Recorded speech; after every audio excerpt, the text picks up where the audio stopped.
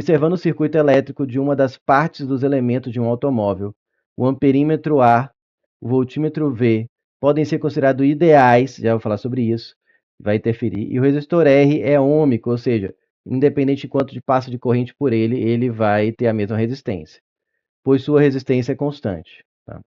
Aí aqui tem um circuito, você pode ver com 3 espaços abertos, o 1, o 2 e o 3, desse lado um amperímetro, desse lado um voltímetro e aqui o resistor. Considere uma pilha, que seria um gerador, né? Pilha que nem você coloca em brinquedo, em controle remoto, né? Ela funciona como um gerador. Também ideal significa o quê? Resistência interna nula, tá?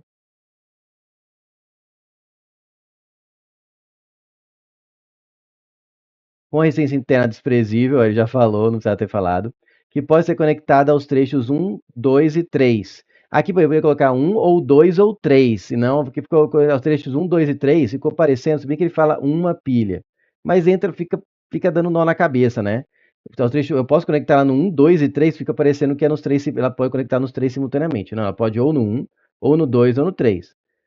Aí ele fala, tudo bem, depois ele dá ênfase nisso. Quando a pilha for ligada a um dos trechos, os outros estarão em curto-circuito. Só que você fica na cabeça que podia talvez ligar em 2 dos trechos, é 1, 2 e 3, ligar nos 3, e aí fica parecendo que só quando ela não tivesse ligado naquele outro seria em curto-circuito. O que ele quis dizer aqui, traduzindo tecla SAP aqui para uma linguagem mais normal, ensino médio, é: se eu coloco a pilha no 2, o 1 e o 3 ficam conectados assim, ó, com um fiozinho, é como se fechasse o buraco do 1 e do 3.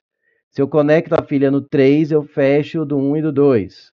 Curto-circuito é isso, é você colocar os dois com a mesma e colocar um fio liso aqui. Tá isso que eu quis dizer. Então podia ter escrito: se você coloca a pilha no 1, 2 e 3 fecham, não existe mais o espaço. Você coloca no 2, 1 e 3 fecham. Ou dá como exemplo, já resolvia. Mas tudo bem. Tudo bem não, tudo mal. Você tem que acostumar com isso com relação ao NEB. Bem que o NEB muda de banca todo ano, então, enfim, pode ser que fique pior ou melhor ano que vem. Para que a indicação do amperímetro A e do voltímetro V sejam capazes de permitir o cálculo do valor da resistência do resistor ôhmico R, a bateria deve ser conectada em... Entenda, como que um amperímetro e um voltímetro vão ajudar a calcular o R? Já pensou? Sim, é pela primeira lei de Ohm, né? Isso aqui é só para contextualizar, você nem vai usar a primeira lei de Ohm, assim, diretamente, fazer cálculo nessa questão. É só para você entender como que o amperímetro e o voltímetro vão permitir que eu calcule a resistência. Eu teria que fazer o voltímetro marcar a DDP no resistor R, e eu teria que fazer vou colocar aqui, peraí. O voltímetro vai ter que marcar a DDP, e eu vou ter que fazer o amperímetro marcar a corrente exata que passa no resistor R. Então, traduzindo, para que a indicação do amperímetro e do voltímetro sejam capazes de permitir o cálculo do valor da resistência do resistor ôhmico R, a bateria deve ser conectada tem que ser conectada a bateria em num certo ponto e os outros fecham, de tal forma que o V fique em paralelo com o R, para calcular o só do R, para só com o R, e o amperímetro marque a corrente que passa por ele vai ser a mesma que passa pelo R. Vamos entender isso aqui, ó. Vamos agora entender uma coisa importante. Amperímetro ideal.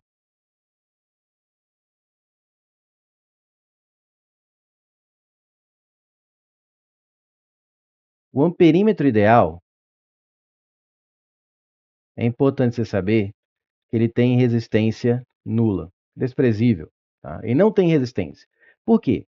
Ele tem que funcionar de tal forma que quando eu ligue, então, assim, portanto, a forma correta. Por que eu falo forma correta? Porque tem exercício que coloca ele na forma errada. Aqui mesmo você vai ver que se você ligar o gerador num ponto, ele num certo lugar, num 2 ou 3, o voltímetro vai estar funcionando de forma incorreta. Então, portanto, a forma correta de ligá-lo é em série com o elemento de circuito sobre o qual vou colocar do qual, não sei se é o melhor termo, do qual você quer conhecer, você informal, a corrente elétrica, colocar a corrente. Tá? Então, o amperinho tem que estar assim, ó, Um amperímetro, por exemplo, é aqui o resistor R. Por quê? Como ele tem resistência nula, ele não interfere na corrente que vai passar por aqui. É como se ele nem estivesse aqui. Mas a corrente vai passar por dentro dele. E na sequência, a mesma corrente vai passar pelo resistor, por exemplo. Então, a corrente que ele mediu aqui é a corrente que passa pelo resistor. Se ele tivesse resistência, ele ia fazer com que a corrente que viria por esse trecho aqui fosse o quê? Menor do que seria sem ele. Porque quanto maior a resistência, num trecho, menor é a corrente. Mas, como ele tem resistência nula, o ideal, ele não interfere em nada e tem que colocar em série. O que aconteceria se você colocasse em paralelo? Isso cai em vestibular. Se eu tenho um resistor aqui e você coloca a corrente, o amperímetro aqui, em paralelo. O que acontece? Como ele tem resistência nula, ele rouba toda a corrente que ia passar pelo R, vai passar por ele. É como se o R deixasse de existir. Ou seja, ele atrapalha o circuito. A corrente toda, porque ele tem resistência nula, a corrente vai preferir passar por ele do que pela resistência ali do resistor. Vai interferir até na resistência equivalente do circuito e o circuito vai ficar em curto-circuito. E essa corrente que vai passar aqui nem era que iria passar quando estava só aqui. Ou seja, essa é a forma errada. Amperímetro ideal se liga em série e se ligar em paralelo dá problema, tá? Estou dando ênfase porque cai em vestibular. E o próximo é o que? O voltímetro ideal. O voltímetro ideal, ele tem que ser ligado, ó. Vou colocar aqui o voltímetro. Tem um V aqui. Você liga o voltímetro em paralelo com o que você quer medir. Ele vai dizer qual é a diferença. O voltímetro marca a tensão, DDP, né? Diferença de potencial entre esse ponto e esse. Porque o voltímetro ideal, não escrevi ainda, né? Ele tem resistência infinita.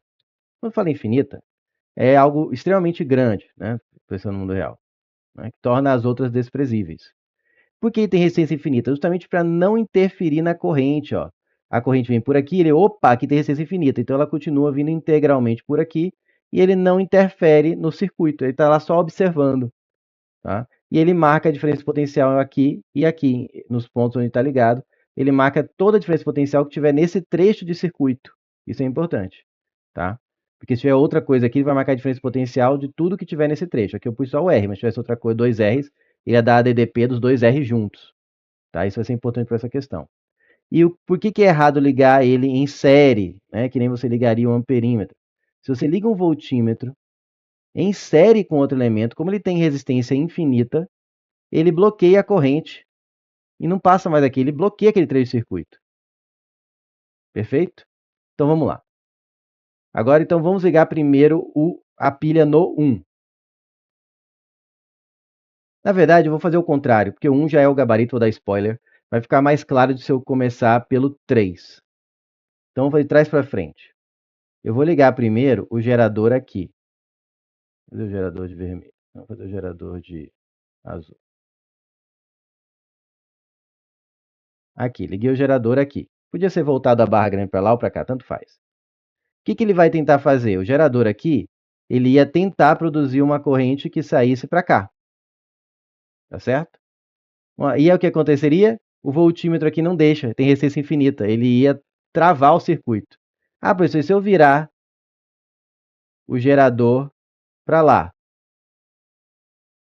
Ia dar na mesma, porque aí aqui, ó, deixa eu fechar aqui, ó, quando eu coloquei o gerador ali, aqui fecha e aqui fica fechado assim. Fecha e fecha. O que ia acontecer? A corrente ia sair por aqui. Primeiro, já daria problema, porque me diga por quê? Aqui tem um amperímetro de resistência nula. Toda a corrente iria vir por aqui, nada ia passar por aqui, porque aqui tem um amperímetro de resistência nula, então toda a corrente ia querer ficar por aqui, não queria passar nada por aqui, porque aqui tem resistência nula. E quando eu chegar aqui, não ia fechar, ela não ia passar por aqui, porque aqui tem resistência infinita. Ou seja, esse circuito aqui nem sequer ia funcionar, não importa para que lado você vire. Tá? Eu vou desenhando e apagando. Tá em vídeo, né? Qualquer coisa você volta o vídeo e olha por que é 3 não dá certo. Então a 3 está fora, a 3 não dá certo para medir nada, o circuito nem funciona, então já elimina a C e a E. Vou apagar aqui, ó. E agora eu vou colocar o gerador na posição 2. Vou colocar ele virado para cima assim, tanto faz. E aí quando eu coloco ele aqui, fechou aqui e fechou aqui, ficou em curto-circuito. Isso que ele quis dizer. Aí o que vai acontecer aqui? A corrente vai sair por aqui. E aqui tem um caminho de resistência infinita e aqui um de resistência nula. Vai vir toda por aqui e voltar aqui. Beleza, né? A corrente que passa por aqui é a mesma que passa no resistor. Então a corrente está ok, mediu direitinho. Mas e a tensão, o voltímetro? Ele está medindo a DDP entre esse ponto de cá, ó, é onde estão as extremidades, aqui e aqui. Então ele está medindo a DDP desse trecho todo, que é o resistor mais o gerador, não é o U só do resistor. E para eu calcular o R do resistor, eu preciso do U só do resistor. Para aplicar a primeira lei de Ohm, eu posso aplicar em qualquer trecho, mas eu tenho que ser coerente. Se eu quero a resistência do resistor, eu tenho que usar o U só no resistor, precisaria do U só desse pedaço aqui, e o I desse pedaço. E esse U que vai medir aqui, vai dar o U desses dois juntos, com o gerador.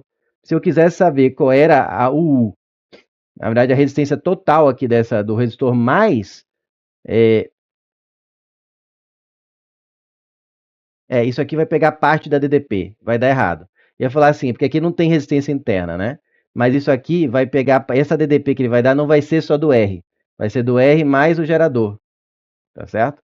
E eu tinha que pegar um UC, mas só do R, é isso que ele quis dizer. Eu ia falar que iria pegar a resistência total aqui, mas a resistência total é só o Rzão mesmo, tá? Então, a grosso modo, se eu pegasse o U, mas eu precisaria da força eletromotriz aqui que não deu. Então entra todo outro pedaço que não foi informado. Então o que a questão queria é que você pegue um jeito de ligar o gerador, que o voltímetro fique só em torno do resistor e o amperímetro pegue a corrente que passa pelo resistor. Por isso o 2 não pode, porque o voltímetro está pegando resistor mais gerador. Tá? Tem que estar em volta só do resistor para poder achar a resistência do resistor. Então, 2 também não serve, elimina aqui a letra A e B. Já sabe que a letra D, né? Só um que vai servir, mas vamos ver por quê. Então, agora eu vou pôr o gerador aqui no 1. Tá aqui o gerador. Aí aqui vai ficar em curto, fecha aqui e fecha aqui. Isso que quer dizer que ficar em curto. Beleza? Então, vamos lá. A corrente aqui vai sair por aqui. Vai passar pelo amperímetro. Vai chegar aqui. Opa, por aqui eu não vou, porque aqui é o voltímetro. Resistência infinita. Então, ela vai integralmente por aqui. Então, a corrente I que passa pelo amperímetro é a mesma que passa pelo resistor, porque nada vai por aqui porque tem resistência infinita e bloqueia a corrente passar por ali. Então, o amperímetro está ok. Ele vai marcar o quê? A corrente que passa pelo resistor, que é o que eu quero. Agora, e o voltímetro? O voltímetro está marcando a diferença potencial entre esse ponto e esse ponto, que estão exatamente em torno do resistor, porque aqui é um fio liso, não tem DDP. Então, a DDP que ele marcar aqui vai ser a DDP do resistor, porque o gerador está aqui agora. Aqui está em curto-circuito. Então, esse U está marcando daqui até aqui, que é exatamente as tensões em volta de um trecho-circuito que tem apenas o resistor. Então, ele vai marcar o U do resistor. Então, desse jeito, está marcando o I exato que passa pelo resistor e o U exato nos terminais do resistor. Portanto, só o jeito 1 que vai permitir ter o correto e o I correto para poder aplicar a primeira lei de Ohm e determinar o valor da resistência do resistor ôhmico R. Perfeito? Então, por isso que o gabarito é D de dado.